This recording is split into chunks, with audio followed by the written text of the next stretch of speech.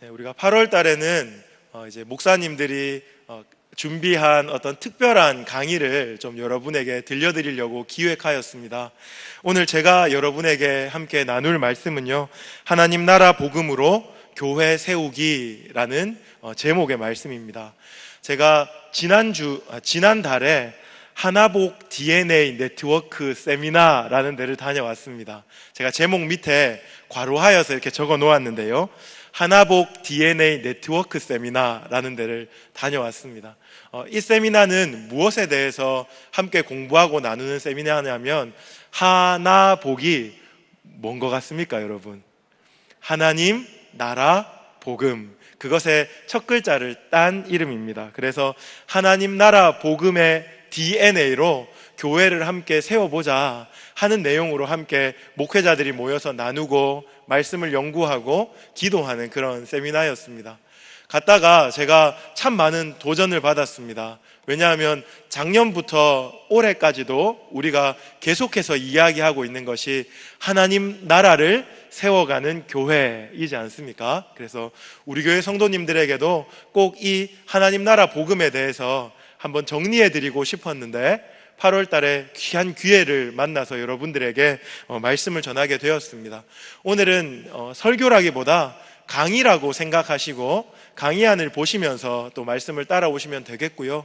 아마 이 자리에 앉아 계신 여러분들은 이미 한 번쯤은 다 접한 개념일 것입니다. 그러니까 정리한다 생각하시고 그렇게 함께 말씀을 들어주시면 좋겠습니다. 제가 서론 부분에 이렇게 글을 적어 놓았습니다. 복음을 바르게 이해하기, 피상적인 이해와 성경적인 바른 이해, 이 두 가지를 한번 구분해보자, 제가 이렇게 적어 놓았습니다.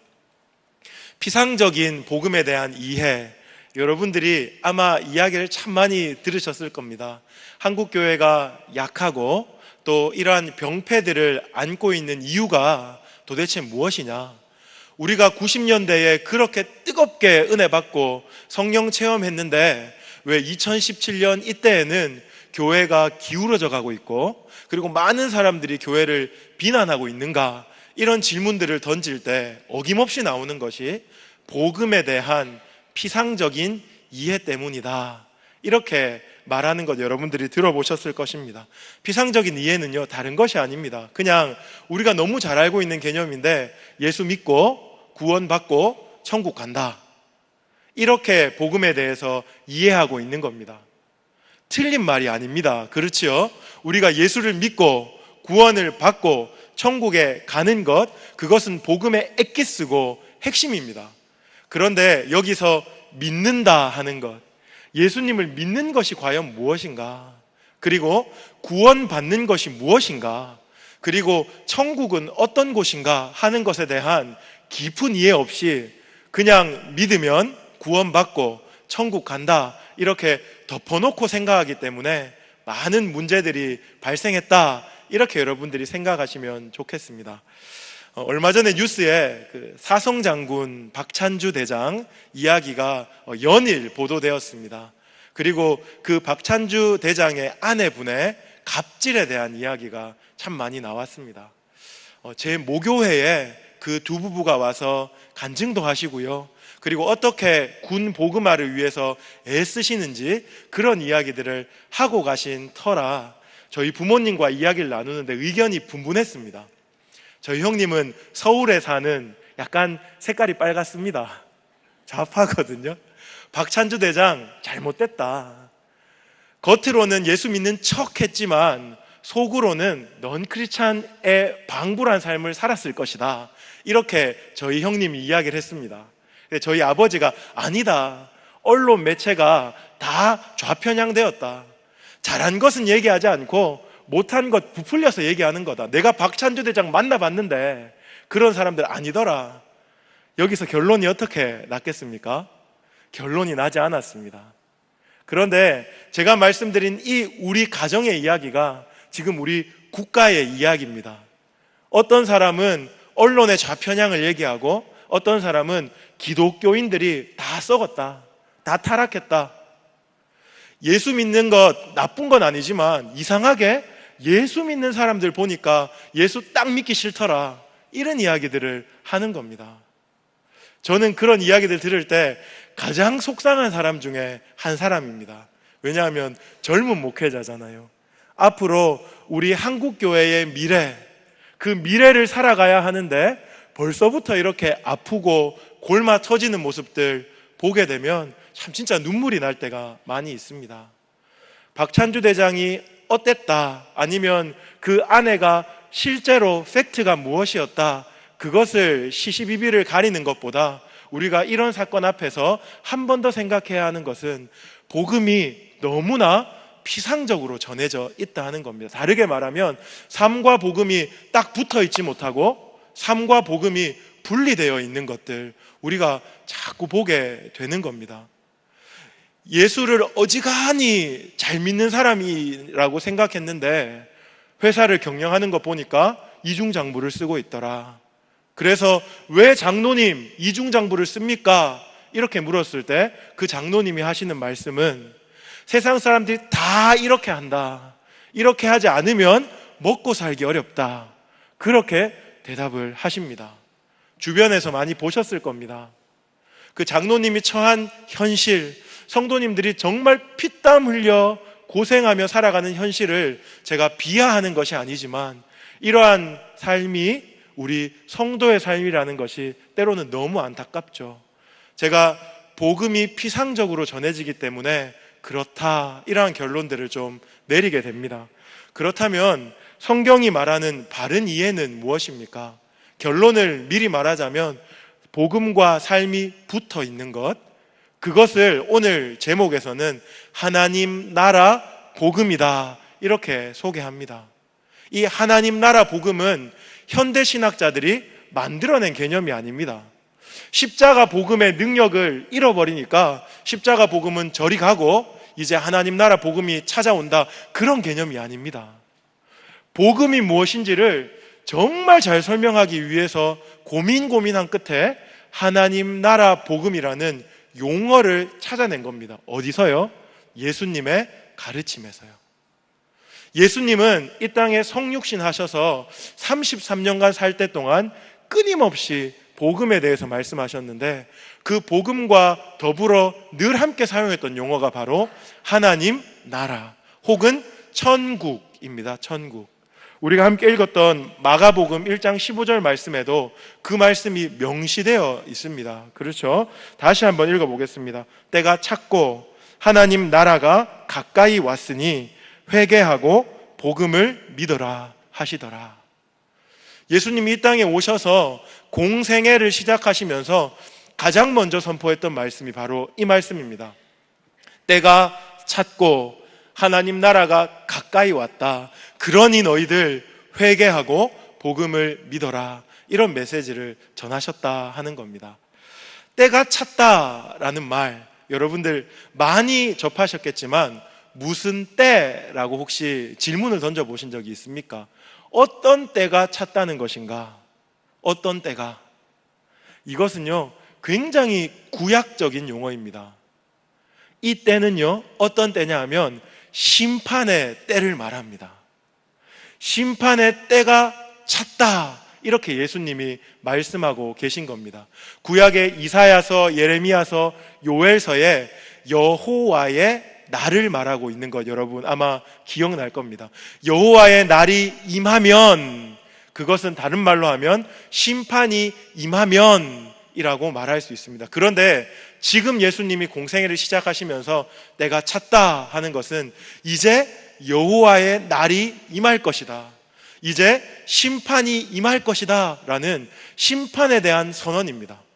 심판에 대한 메시지입니다. 구약의 요엘서나 이사야서 보면 이때, 심판의 때, 여호와의 날에 누가 오십니까? 메시아가 오시는 거죠. 메시아가 오셔서 심판하시고 또한 구원하십니다. 옛 시대의 잘못된 병폐, 옛 시대에 하나님을 경외하지 않고 하나님 뜻대로 살지 않았던 사람들 다 심판하시고 메시아가 오셔서 새 시대가 열리는 것, 그것을 말하는 것이 여호와의 날입니다. 오늘 본문의 표현으로는 때입니다. 때. 예수님이 이 땅에 오셔서 이렇게 선포하시는 겁니다. 때가 찼다. 다르게 말하면 내가 메시아다 하는 겁니다. 구약에서 그토록 말하던 여호와의 날이 내가 옴으로 인해서 이 땅에 도래한다, 이렇게 말하고 있는 겁니다. 이제 심판이 하늘로부터 쏟아질 것이다, 그렇게 말씀하고 있는 겁니다. 그리고 심판의 때는 제가 뭐라고 말씀드렸습니까? 옛 시대가 종식되고 옛 시대가 끝나고 새 시대가 열리는 것. 메시아 없던 시대에서 메시아가 있는 시대로, 말씀을 지키지 않고 타락한 시대에서 신비의 말씀이 새겨져서 말씀을 살아가는 시대로 바뀌는 전환점이 바로 이 때입니다. 그래서 예수님이 때가 찼고 다음에 무슨 말씀을 하시냐면 하나님의 나라가 가까이 왔다. 다른 말로 하면요, 새 시대가 가까이 왔다. 또 다른 말로 하면 메시아의 시대가 왔다, 이렇게 말씀하고 있는 겁니다. 하나님 나라는요, 새 시대입니다. 예수 이 땅에 오심으로 사셨고 죽으셨고 승천하심으로 일어난 그 새 시대, 그렇게 열린 새 시대를 하나님 나라다, 이렇게 예수님이 말하고 계시는 겁니다. 가까이 왔다라는 개념은 이제 임박했다, 이제 도래했다, 이런 뜻입니다. 조금 더 어렵게 설명드릴 수 있는데요, 아마 여러분들이 더 궁금하시면 하나님 나라 관련된 책들을 살펴보시면 이 가까이 왔다라는 말을 더 잘 이해하실 수 있을 겁니다. 그냥 제가 여러분들에게 드리는 설명으로 아마 제 생각에는 조금 충분할 것 같습니다. 때가 찼고 새 시대가 이제 임박했다, 임했다. 근데 그 새 시대는 메시아가 통치하는 시대다. 그러므로 하나님의 나라다, 이렇게 말하는 겁니다. 이 하나님 나라에 누가 들어갑니까? 예수님이 이어서 이렇게 말씀하시죠. 회개한 사람, 복음을 믿은 사람, 이 사람이 하나님 나라에 들어간다, 하나님 나라의 백성이 된다, 이렇게 말하고 있습니다. 저를 한번 보십시오. 제가 피상적인 구원에 대해서 말씀드릴 때 예수를 믿고 구원을 받고 천국에 가는 개념, 이렇게 말씀드렸습니다. 천국이라고 할 때 우리가 어렸을 적에 배운 개념은 저 천당하고 다를 바가 없습니다. 이 땅에 살다가 죽어서 가는 나라가 천국인 줄 알았습니다. 그런데 복음서를 잘 살펴보니 천국, 곧 하나님 나라는 언제 임합니까? 예수 십자가 지시고 죽으시고 부활하시고 승천하신 그 시점에 이 땅에 임하는 것이 하나님 나라입니다. 그러므로 여러분, 이 땅에는 이미 하나님 나라가 임하여 있습니다. 다르게 말하면 하나님께서는 이미 이 땅에서 메시아를 통하여서 다스리고 계신다 하는 개념입니다. 천국의 개념 여러분들 조금 이해하시겠지요? 더 쉽게 제가 그림으로 준비했는데요, 여러분 유인물 한번 보십시오. 유인물에 보시면 이 세대, 오는 세대, 이렇게 적힌 표가 하나 있을 겁니다. 삶을 쭉 살다가 예수 그리스도의 십자가를 경험하면 개인적으로 이제는 이 세대에서 오는 세대로 넘어가는 겁니다. 다르게 말하면 그 시점에 하나님 나라가 내 삶에 임하는 겁니다. 역사적으로는 2000년 전에 예수 그리스도 이 땅에 오시고 십자가, 제가 십자가 그려놓았죠. 십자가를 지시고 그리고 부활하시고 승천하심으로 이 땅에 하나님 나라가 임한 것입니다. 그러므로 우리는 동그라미를 살아가고 있는 겁니다. 동그라미. 이 땅에도 살아가지만 그리고 새로운 시대, 오는 시대에 살아가는 이중적인 구조 속에 있는 겁니다. 이 땅이 끝나야 다음 세상이 열리는 것이 아니고 우리는 이 땅도 살아가지만 오는 세대 그 사이를 살아가는 겁니다. 영생이라는 거 있죠. 영생.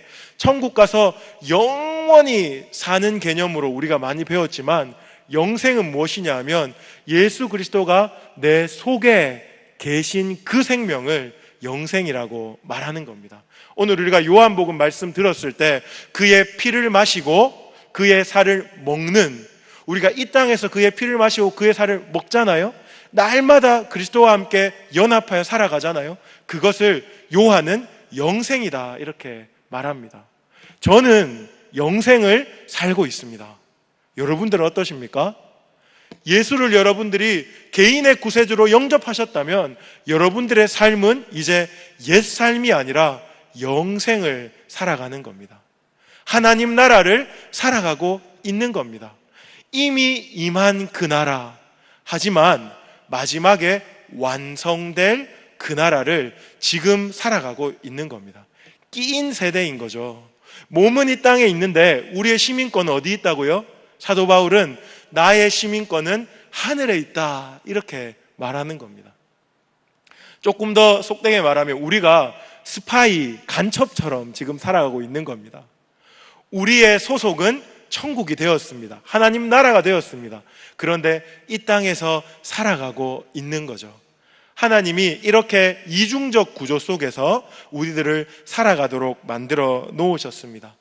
예수님의 가르침에서 이런 가르침이 정말 많이 나옵니다. 하나님 나라가 이미 임했다라는 말씀, 제가 여기 1번에 방괄호 1번에 이미 임한 현재적 하나님 나라, 누가복음 4장 21절, 마태복음 11장 2절에서 6절, 마태복음 12장 28절에서 29절 뭐 이렇게 쭉 적어 놓았죠. 이 말씀들이 대표적인 하나님 나라가 이미 이 땅에 임했다, 너희들 속에 하나님 나라가 있다라고 말하고 있는 예수님의 말씀입니다.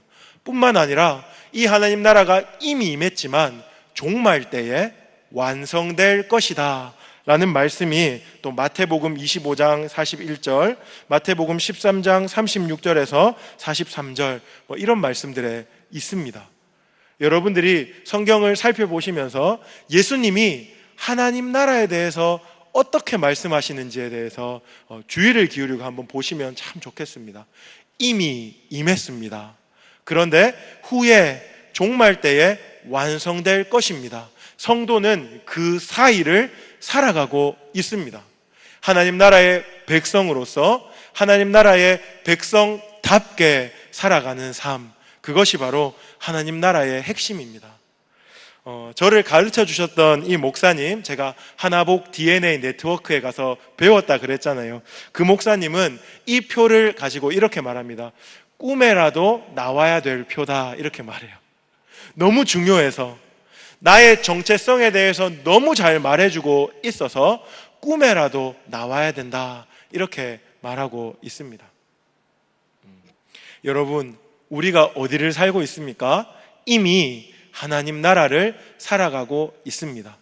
이 땅에서 구원이라는 구원 열차 티켓 딱 받아놓고 내 마음대로 세상 사람들의 방불한 삶을 살다가 죽어서 천국 가는 것이 아니고, 예수 십자가 내 마음에 새겨졌을 그 당시부터 나는 이미 천국에 속한 사람으로 하나님 나라의 백성으로 살아가고 있다라는 것이 성경의 선포입니다. 성경의 가르침입니다.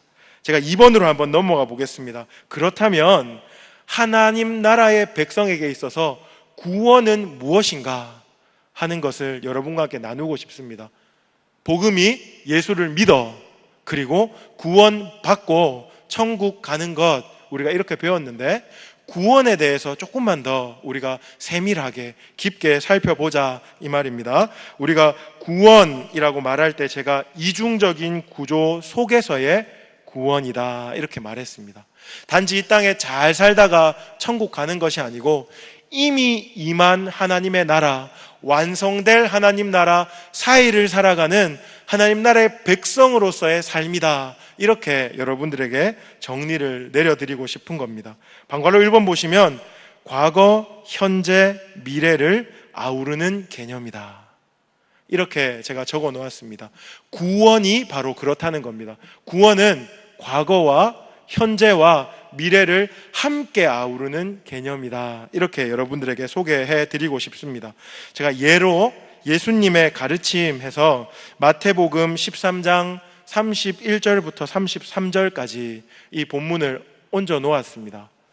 한번 찾아볼까요? 마태복음 13장 31절입니다.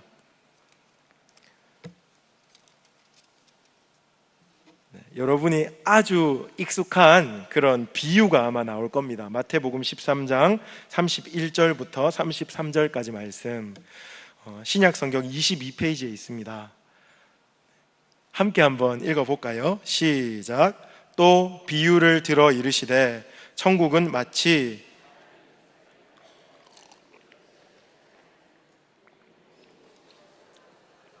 자란 후에는 풀보다 커서 나무가 되매 공중의 새들이 와서 그 가지에 깃들이느니라. 또 비유로 말씀하시되 천국은 마치 여자가 가루 서말 속에 갖다 넣어 전부 부풀게 한 누룩과 같으니라. 여기서 하나님 나라를 어떻게 비유합니까? 천국, 하나님 나라를 겨자씨와 누룩에 비유합니다. 그런데 겨자씨가 어떻게 됩니까? 자라가는 거죠. 원래는 작은 것이었는데 점점 자라가는 겁니다. 누룩은 어떤 겁니까? 누룩도 아주 작은 양이 부풀으면 크게 부푸는 겁니다. 진행형을 의미하는 겁니다. 지금 하나님 나라는 이 땅에 임하였는데 점점 그 세력이 확장되고 있다 하는 것을 지금 예수님께서 겨자씨와 누룩의 비유에서 말하고 있습니다. 현재 진행형입니다. 과거와 현재와 미래를 아우르는 개념. 바로 여러분이 그렇게 기억하시면 좋겠습니다. 제가 석사학위를 공부하고 있습니다. 제가 학위에 대한 욕심이 좀 있어가지고요. 목사님들은 MDB라는 석사학위를 끝내면 더 이상 이제 학교를 잘 안 가시는데, 제가 MDB를 끝내고 THM이라는 석사학위를 하나 더 하고 있습니다.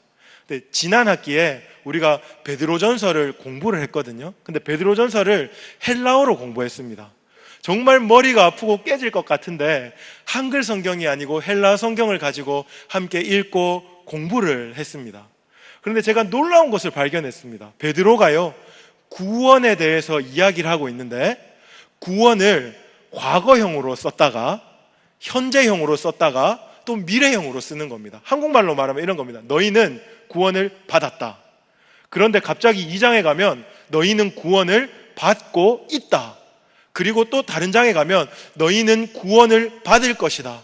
너희네 구원이 완성될 것이다. 이렇게 과거형, 현재형, 미래형을 막 섞어가면서 베드로가 구원에 대해서 이야기를 하고 있는 것 발견할 수 있었습니다. 어떤 신학자는 이렇게 얘기합니다. 베드로가 일자 무식이었지 않냐. 베드로가 고기만 잡았지 글을 써본 적이 있을까? 그러니 베드로가 쓴 글에는 시제가 엉망이다. 이렇게 말합니다.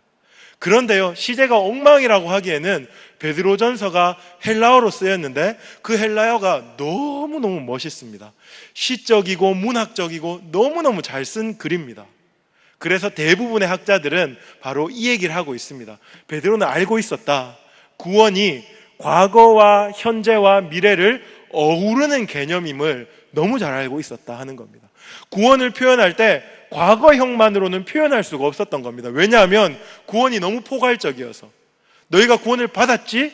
그런데 받고 있어. 그리고 마지막 때에 그 구원이 영광스럽게 완성될 거야. 베드로전서에서 베드로가 끊임없이 그렇게 이야기하고 있습니다. 구원을 아주 다양하게 우리에게 보여주고 있습니다. 여기서 알 수 있는 것, 구원은요, 현재 진행형이라는 겁니다. 여러분이 구원을 받았지요. 예수님을 내 구주로 영접했을 때 여러분은 이미 구원을 받았습니다. 그러면서 하나님 나라 백성이 되었죠. 그런데 구원은 받았다, 과거형만이 아닙니다. 오늘을 우리가 구원을 살아가고 있는 거죠. 구원을 오늘도 받고 있는 겁니다. 그리고 우리가 죽었을 때, 아니면 예수 이 땅에 다시 오실 때, 그때 우리의 구원은 영광스럽게 완성될 것이다. 이렇게 우리가 이해할 수 있는 겁니다. 방관로 2번에 한번 가보십시오. 우리가 이중적인 구조 속에 하나님 나라를 현재형으로 살아가고 있을 때 성령님은 어떻게 역사하시냐 하면요, 에베소서 1장 말씀에 보면 성령님이 인치시고 보증하셨다, 이런 표현이 나옵니다. 이는요, 도장 찍은 겁니다. 도장. 너는 내 거야 하고 나에게 도장을 쿡 찍은 겁니다. 과거적인 사건이죠. 그리고 보증은 무엇입니까? 보증은 미래에 이 사람이 반드시 구원을 받을 것이다 하고 성령님께서 보증선다는 겁니다. 보증선다는 것이다. 이것은 미래적인 개념입니다. 에베소서 1장에 보면 성령님께서 우리의 구원에 대해서 인도 치시고 보증도 서신다. 과거와 미래를 아우르는 개념입니다. 뿐만 아니라 성령님은 지금 현재적으로도 일하고 계시죠. 어떻게요? 내주하시고 동행하시잖아요. 여러분, 성경에서 너무 많은 부분에 지금 성령님이 우리 안에서 일하고 계신다. 우리가 구원을 제대로 살아가도록, 우리가 오늘 현재 진행형인 구원을 하나님 백성답게 살아가도록 일하고 계신다 하는 것들 여러분들이 많이 발견할 겁니다. 성령의 열매, 성령의 충만, 성령의 능력, 이런 것들이 성경 곳곳에 나옵니다. 그렇죠? 에베소서, 빌립보서, 고린도전후서, 갈라디아서 이런 데 보면 성령님이 지금 이 시간 내 곁에 오셔서 말씀하시고, 성령님이 지금 이 시간 내가 구원의 삶을 살아갈 수 있도록 능력을 주시고 계시고, 이런 이야기들을 계속해서 하고 있는 겁니다. 성령의 역사도 과거와 현재와 미래를 어우르고 있습니다. 그리고 마지막으로 제가 하나님 나라 백성에게서 구원의 의미, 이제 3번에 대해서 말할 건데요, 오늘 이 내용이 핵심 내용이라 해도 과언이 아닙니다. 우리가 이 땅에서 현재적인 의미로 구원을 살아갈 때 영적인 성장은 과연 무엇인가 하는 것에 대한 겁니다. 구원은 그냥 받고 내 품에 간직하고 있다가 천국 갔을 때 하나님이 야, 너 통행증 있어? 그러면 쫙 보여줄 수 있는 그런 티켓이 아니고, 구원을 받으면 우리가 그 구원을 먹고 마시며 오늘도 자라가는 거죠. 구원은 우리의 양식이 됩니다. 구원을 먹고 마시고 누리며 건강하게 성장을 하는 것이 우리가 이중적인 구조, 하나님 나라를 살아갈 때 구원을 살아가는 것이다, 이렇게 말씀하면 됩니다. 여기서 제가 그리스도 안에서 하나님의 형상을 회복하는 것이다, 이렇게 적어 놓았습니다. 저를 한번 보십시오. 우리가 어린 시절부터 신앙생활 하면서 영적인 성장이라는 것에 대해서도 자주 오해하고 있었습니다. 저는 고등학교 2학년 때 방언을 받기 위해서 굉장히 열심히 기도를 했었습니다. 하나님이 방언을 주셨습니다.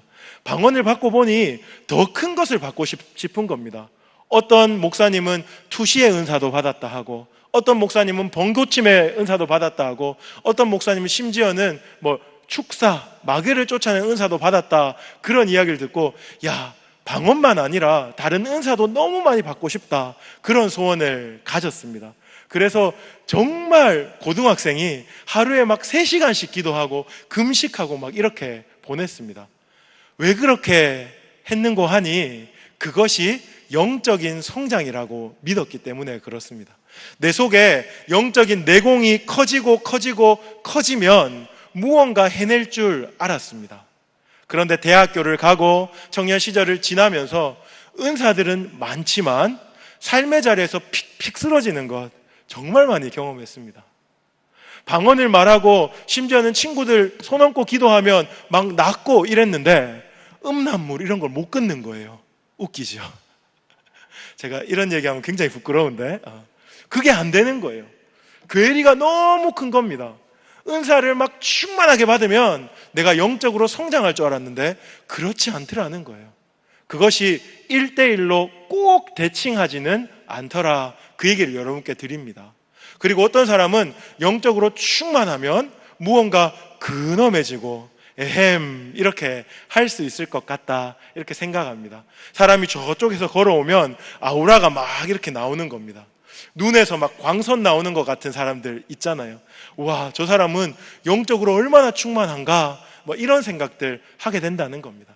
근데 성경은요, 영적으로 성숙하는 것, 영적으로 탁월해지는 것을 그러한 개념으로 잘 말하고 있지 않습니다. 뭐라고 말하고 있냐면 하나님의 형상을 온전히 회복하는 것, 하나님의 형상을 온전히 회복하는 것이 영적인 성장이다, 이렇게 말하고 있습니다. 예수님이 이 땅에 오셔서 그것에 대해서 말씀을 하셨는데, 특별히 마태복음 22장 37절부터 40절까지 말씀, 무엇을 말하고 있냐면요, 이걸 말하고 있습니다. 율법에는 큰 강령이 두 개 있다. 하나는 뭐냐 하면 하나님 사랑과 이웃 사랑이다. 이게 마태복음 22장에 그 얘기가 나오는 겁니다. 하나님을 사랑하고 내 이웃을 내 몸과 같이 사랑하라.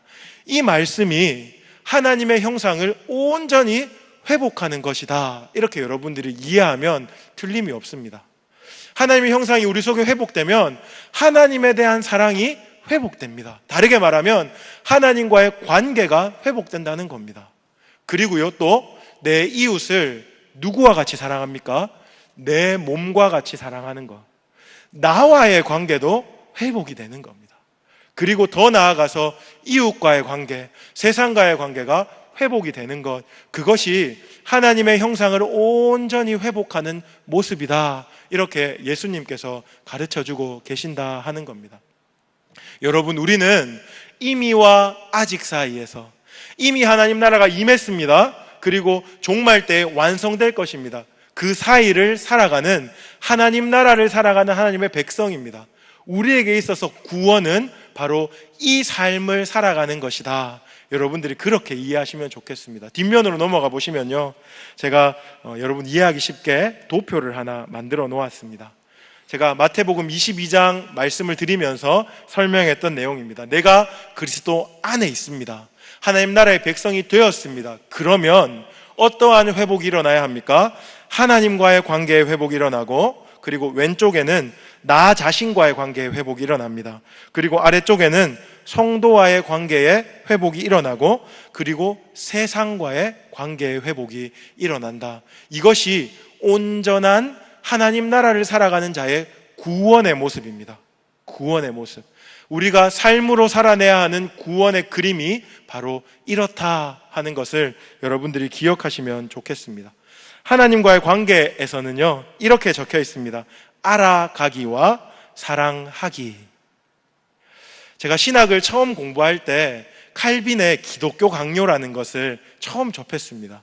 그런데 1페이지가 시작하기 전에 서문에 이런 말이 나왔습니다.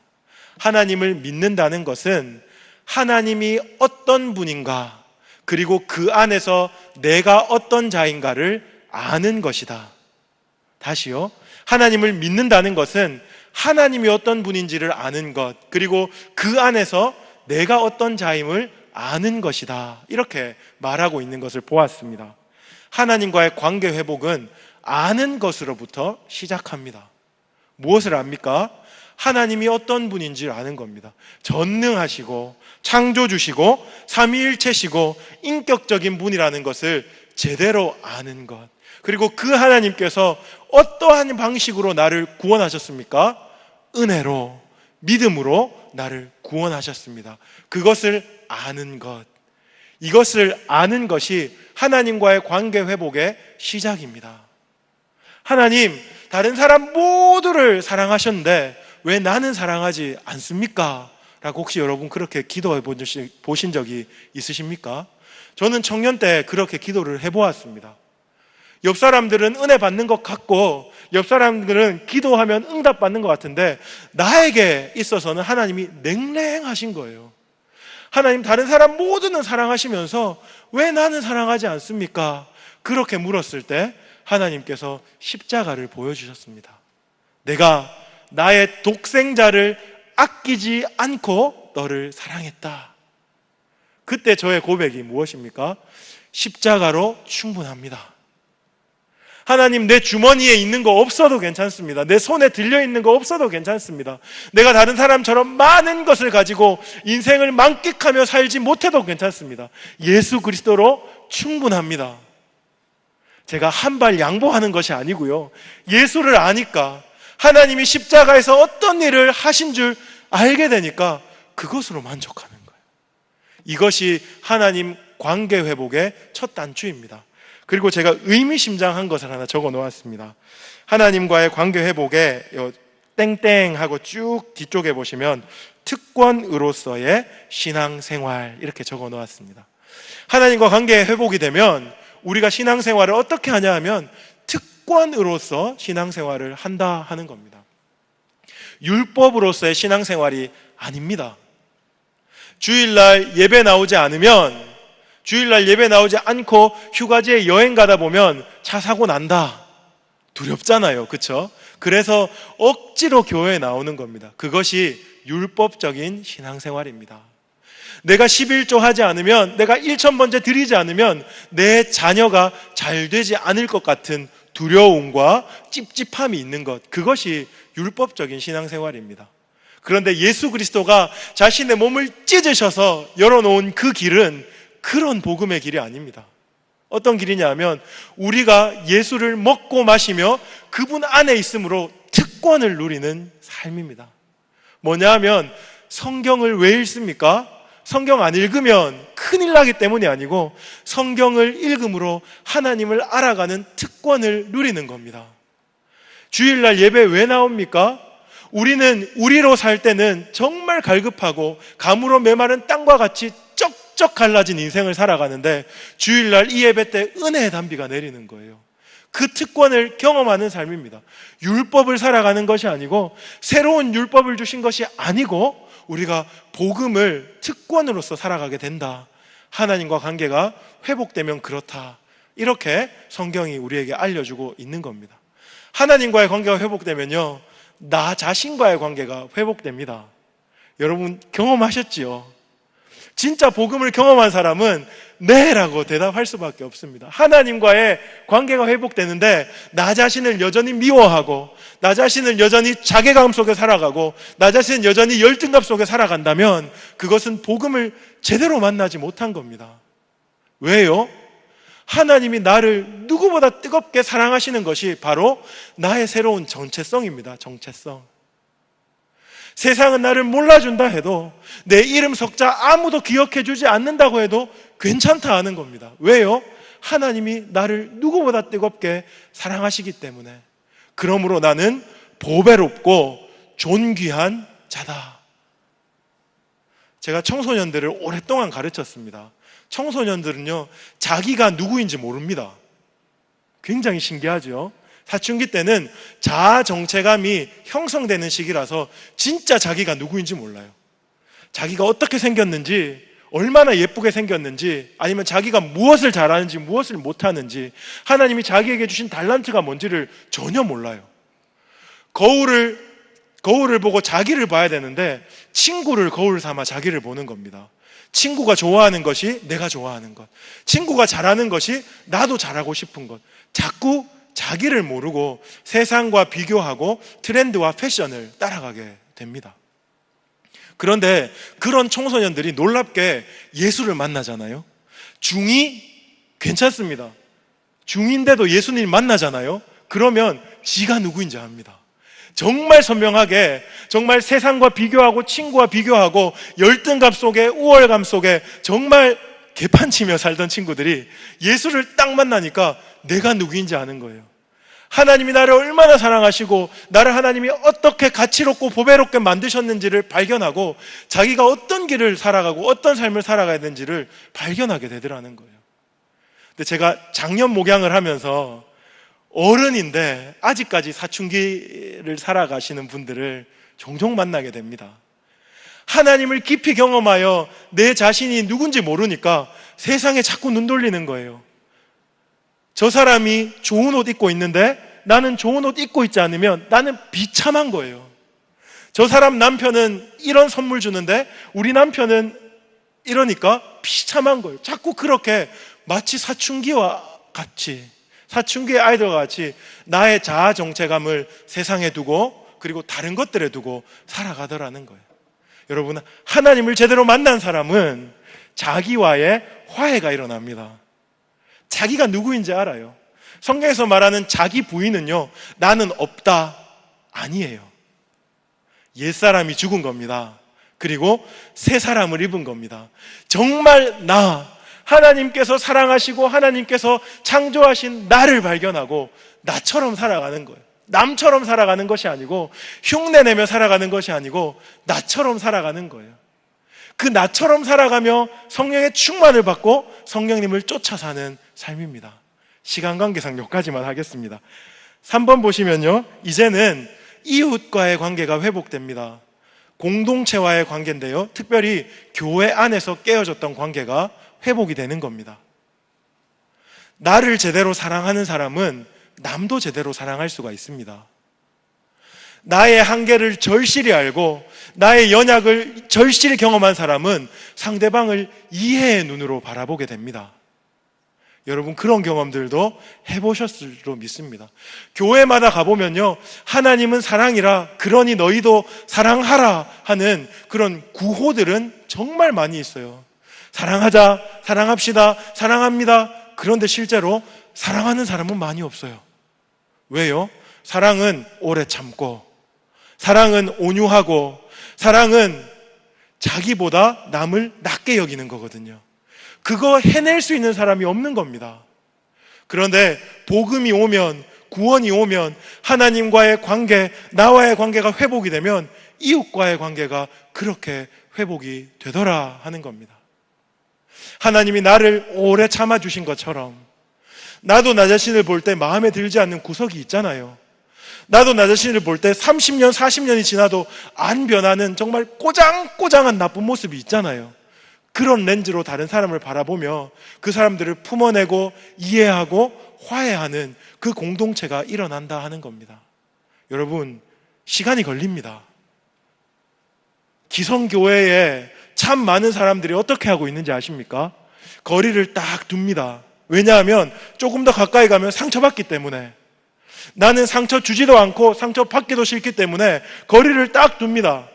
피상적인 관계를 끝없이 유지합니다. 그런데 그렇게 하면 안 된다고 복음이 말하고 있는 겁니다. 시간이 걸립니다. 갈등이 생깁니다. 때로는 상처를 받습니다. 그럼에도 불구하고 서로 사랑하라. 내가 너희를 사랑한 것 같이 너희도 서로 사랑하면 하나님이, 세상 사람들이 너희가 하나님의 자녀인 줄 알리라, 그렇게 말씀하시는 겁니다. 시간이 걸립니다. 우리가 현재적인 구원을 살아갈 때 꼭 필요합니다. 포기하지 않으셔야 합니다. 마지막으로 세상과의 관계인데요, 조금 독특합니다. 세상과의 관계는 복음 전도, 여러분 잘 아시는 개념이죠.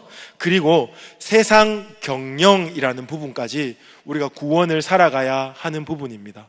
복음 전도 무엇입니까? 하나님 나라가 임했다 하는 것을 믿지 않는 사람들에게 말해주는 겁니다. 원래는 심판을 받아야 되는데 때가 찼기 때문에, 심판을 받아야 되는데 예수 이 땅에 오심으로 너의 심판이 유보되었다는 겁니다. 종말 때까지 유보되었다는 겁니다. 언제 그런데 종말이 임할지 모르니 속히 예수를 믿으라 전하는 것이 바로 복음 전도입니다. 이 복음 전도는 굉장히 가치로운 일입니다. 마치 그냥 찌라시를 뿌리듯이, 아니면 비행기에서 삐라를 뿌리듯이 그렇게 전도하는 것이 아니고, 내가 정말 사랑하는 사람, 정말 같이 하나님 나라를 살아가고 싶은 사람에게 내 보물을 건네주는 거예요. 이렇게 하나님 나라의 복음을 여러분들이 전했으면 좋겠습니다. 그리고요, 세상 경영입니다. 기독교에서 많이 다루고 있지 않은 용어입니다. 세상과의 관계 속에서 세상을 경영하는 것. 두 가지로 제가 정리를 하는데요, 하나는 정의라는 부분입니다. 정의. 오늘 우리가 동성애에 대해서 서명하였죠. 왜 서명하였습니까? 정의롭기 때문에 그런 겁니다. 우리 기독교의 가르침이 지켜지기를 원하기 때문에 우리가 집단 이기주의로, 아니면 우리가 힘을 합하여서 세상과 맞짱 뜨자, 이런 개념이 아니고요, 복음이 말하는 것이 정의롭기 때문에 그것을 수호하는 겁니다. 동성애 정의롭지 않은 겁니다. 그렇기 때문에 우리는 정의라는 이름으로 세상을 섬기는 것, 그것이 복음입니다. 세상은요, 기독교가 집단 이기주의라 이렇게 말합니다. 기독교가 인원수가 많기 때문에 자기들끼리 회합하여 세력화하여 다른 세력들을 비난하고 다른 세력들을 업신여긴다, 이렇게 말합니다. 아닙니다. 정의입니다. 우리가 복음 안에서 윤리적이고 도덕적이고 정의로운 것을 발견하여 이 땅을 정의롭게 살아가는 것, 너무 중요한 거죠. 또한 한 가지 더는 노동에 대한 가치입니다. 노동에 대한 가치. 저는요, 어디에 가면 뭐라고 불리냐면 성직자라고 불립니다. 성직자. 제가 대학 동기들 모임에 한 번씩 갑니다. 군대 전역하고 같이 군 생활했던 친구들 모임에 갑니다. 그 자리는 어김없이 술자리입니다. 술자리. 제가 가면 친구들이 긴장합니다. 그리고 뭐라고 말하냐면 성직자가 왔다 이렇게 말합니다. 성직자. 너는 성직자니까 옆에서 이게 감자 먹고 있어 이렇게 이야기합니다. 저는 성직자입니다. 여러분들은요? 여러분들은 어떤 사람입니까? 성과 속을 구분한다면 제가 성직자면 여러분들은 속직자입니까? 속직자? 직장 생활하고 아니면 공무원으로 자영업으로 여러 가지 삶을 살아가는 여러분의 직업은 속직입니까? 아니요. 그렇지 않다는 겁니다. 성직과 속직의 구분은 목사고 평신도고 그게 아니고 하나님 앞에서 내가 노동하고 있으면 그것은 성직입니다. 그런데 물질 앞에서 세상 앞에서 노동하고 있으면 속직입니다. 목사도 속직자가 될 수 있습니다. 복음을 전하는 척하면서 연봉을 걱정하고 복음을 전하는 척하면서 여러분들 주머니에서 나오는 물질을 사모하고 탐욕하고 있다면 저는 속직자가 되는 겁니다. 반대로요, 여러분들이 직장 생활하고 자영업하고 그리고 슈퍼마켓을 꾸리며 몸부림치며 살아가는 그 삶이 성직이 될 수 있다는 겁니다. 왜요? 하나님 보시기에 바르고 정직하게 거룩하게 참되게 살아가고자 몸부림친다면 여러분은 속직자가 아니고 성직자가 되는 거죠. 그것이 복음이 말하고 있는 세상 경영입니다. 여러분 성직자로 살아가고 계시지요? 성직자로 사시기를 주님의 이름으로 축복합니다. 이 그림을 여러분이 이해하시면 좋겠습니다. 여러분 개인이 이 그림을 이해하고 이제 교회 속에 들어와서 여러분이 성도의 영향력을 펼친다면 이 교회가 하나님 나라의 복음으로 세워지는 겁니다. 관계가 회복되고요, 복음으로서 교회 안에서 바른 일들이 일어나게 되는 겁니다. 교회를 어떻게 회복합니까? 저는 한 사람으로부터 시작된다 그렇게 믿습니다. 목사 한 사람이요? 아니요. 여러분 한 사람으로서 시작된다 하는 겁니다. 욕하고 싶을 때 참고, 다른 사람이 바보라고 손가락질 할 때에 하나님께 기도하고, 떼먹고 싶고 감추고 싶을 때 오픈하고 갚아내면 하나님 나라가 교회 안에서 이루어지는 겁니다. 자존심 세우고 사과하지 않고 내가 이 교회 떠나면 되지 그렇게 말하는 것이 아니고 하나님 앞에 겸손하게 미안하다 한마디 하는 것, 그게 교회를 세우는 겁니다. 오늘 본문의 말씀으로 보면 그렇습니다. 이렇게 세워진 진짜 교회, 세상에 욕먹는 그런 교회 말고 이렇게 세워진 진짜 교회가 세상을 바꿔내기 시작하는 거죠. 그들과 다르기 때문에 욕먹을 수 있습니다. 2000년 동안 교회 역사 속에 다르기 때문에 항상 욕먹었습니다. 그런데 지금 이 시점에는 세상보다 못하기 때문에 욕먹는 거죠. 욕먹는 질이 다른 겁니다. 이렇게 욕먹으면 안 됩니다. 누가 합니까? 하나님의 형상을 회복한 성도들로 회복된 교회가 세상 가운데서 이런 일을 감당하는 겁니다. 제자훈련 하는 사람들이 그런 이야기를 합니다. 여러분 한 사람이 교회입니다. 맞습니다. 여러분이 교회된 자로 여러분 직장 속에 들어가서 세상 가운데 하나님 나라를 보여주는 겁니다. 하나님 나라는 이런 나라입니다. 하나님 나라는 이런 나라입니다 하고 보여주는 겁니다. 그들의 라이프 스타일과 다르기 때문에 욕먹을 수 있습니다. 하지만 윤리적으로 도덕적으로 땅에 떨어진 그런 욕은 먹지 않습니다. 제가 마지막으로 1세기 초대교회 이야기를 하나 얹어 놓았습니다. 마지막 2번인데요 1세기 초대교회 그 급진적인 공동체. 여러분 아마 초대교회 이야기를 많이 들어보셨을 겁니다. 외국의 어떤 신학자들은 그 초대교회의 모습이 급진적이다, 영어로 radical인데요 급진적이다 이렇게 표현합니다. 세상과 전혀 다른 방식으로 세상을 변화시키면서 살았기 때문에 그렇습니다. 왜 초대교회 교인들이 급진적일 수 있었냐? 결론은 그거입니다. 이들이 하나님 나라 복음에 대해서 깊이 이해하고 있었기 때문에 그렇다. 교회 생활을 하는데 나는 헌신하니까 뿌듯해 하면서 교회 생활을 한 것이 아니고 이것이 상식이다 이렇게 믿고 교회 생활을 했다는 겁니다. 내가 다른 사람 10만 원 도와주고 집에 가서 빙그레 웃는 겁니다. 왜요? 하나님 나라가 이 땅에 임했기 때문에. 우리는 왜 웃습니까?